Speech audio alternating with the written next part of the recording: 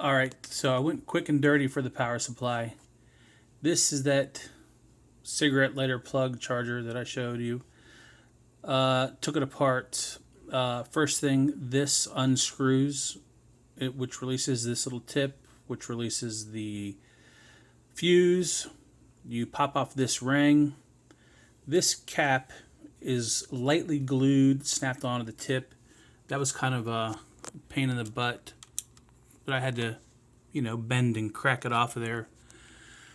So this came apart in two pieces, two halves.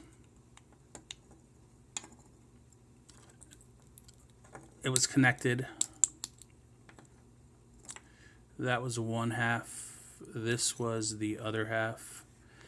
So after I took it all apart, all I'm going to do is I unsoldered the tips that were on here that made connections with this and this. This is what you see when you plug it into your lighter in your car. This little silver tip on edge on both sides.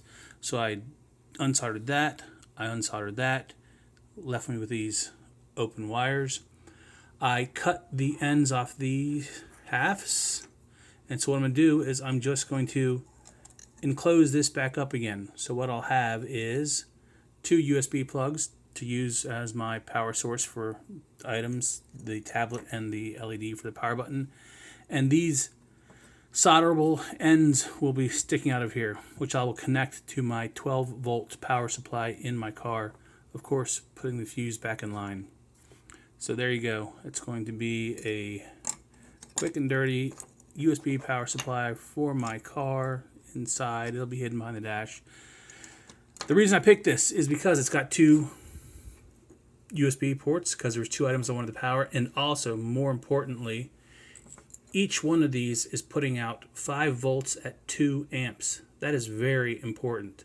A lot of these cheap chargers you find only put out 1.5 amps or 1 amp, and that is not enough to adequately charge today's USB devices. It may charge them, but it'll take a long, long time. I wanted the maximum, which is 2 amps. And this gives me 2 amps over 2 ports, 4 total amps. Also very important to read. You might see something that says 2 amps, but you're splitting it in half and you're only getting 1 amp out of each USB port. That's BS.